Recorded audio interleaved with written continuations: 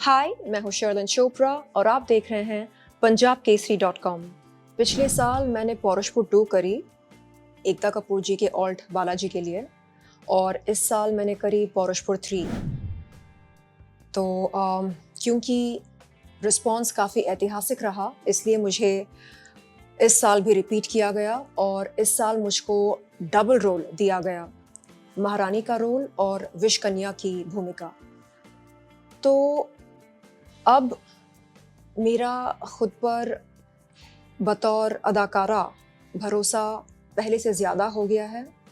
अब मुझे लगता है कि मैं एकता कपूर जी की हीरोइन बखूबी बन चुकी हूँ और आगे चलकर एकता कपूर जी मुझे अगर अपनी फ़िल्मों में कास्ट करना चाहेंगी तो यह मेरा सौभाग्य होगा।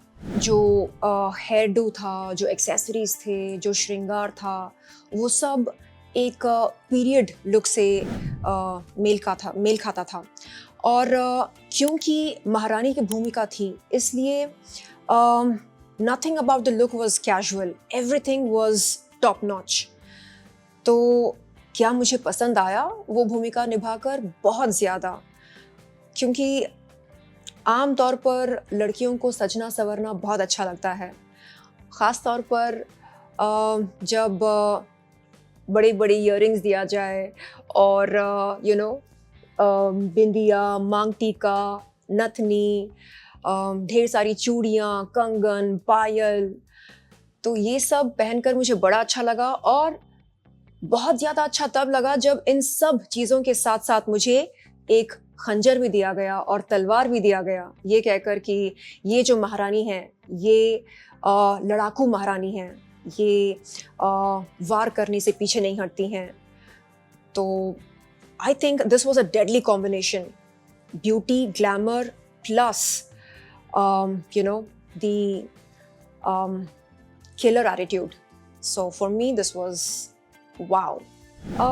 मेरे ख्याल से चैलेंजिंग होता है क्योंकि आम तौर पर हम अपनी पर्सनल लाइफ में ऐसे नहीं होते हैं, बहुत ही कैजुअल होते हैं, लेकिन जब इस तरह का किरदार दिया जाता है तो ये हमें तैयारी करके जानी होती है सेट पर कि हम एक बहुत ही ख़ास भूमिका निभा रहे हैं और उसके लिए हमें हमारे जो पर्सनल ट्रेट्स होते हैं उनको त्याग देना होता है।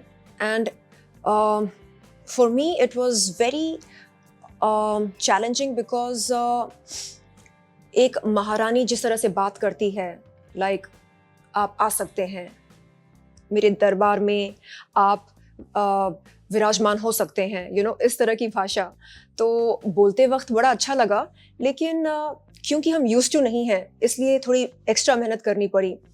देखिए, मैं बहुत कम बॉलीवुड एक्टर्स को पसंद करती हूँ, न केवल उनका काम देखकर बल्कि उनका नेचर देखकर भी, उनके व्यक्तिगत जीवन में वो किस तरह से ख़ुद को पेश करते हैं, किस तरह से बात करते हैं, ये सब मेरे लिए बहुत मायने रखता है।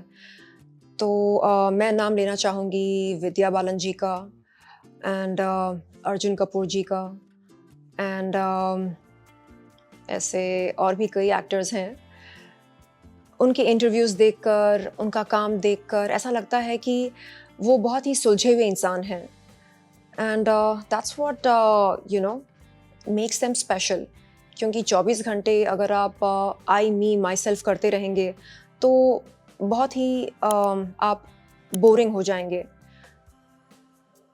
लेकिन जब आप सोसाइटी के बारे में सोचना शुरू करते हैं, आप अपने अलावा दूसरों के बारे में सोचना शुरू करते हैं, तब ऐसा लगता है कि हाँ, आप में कोई ख़ास बात है। So yes, that's my parameter for choosing my favourite heroes and heroines. पिछले कई सालों से मैं हर new year's eve out of Mumbai मनाती आ रही हूँ। कभी दुबई से कोई ऑफ़र आता है तो कभी कहीं और से, यूजुअली फॉर क्लब अपीयरेंस और क्लब परफॉर्मेंस। सो इस साल भी मैं चाहूँगी कि काम करते करते नए साल का स्वागत करूँ। सोशल मीडिया का ज़माना है तो ज़ाहिर सी बात है कि जहाँ पॉजिटिविटी है वहाँ पर नेगेटिविटी भी होती है।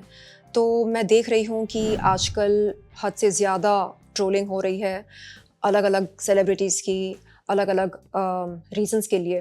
तो मेरी गुज़ारिश है तमाम ट्रोल्स से कि आप ज़िंदगी में कुछ प्रोडक्टिव करें, कुछ कंस्ट्रक्टिव करें, क्योंकि देखा जाए तो किसी कंपनी के सीईओ या एमडी के पास इतना समय नहीं होता है कि वो किसी को ट्रोल करें, करेक्ट?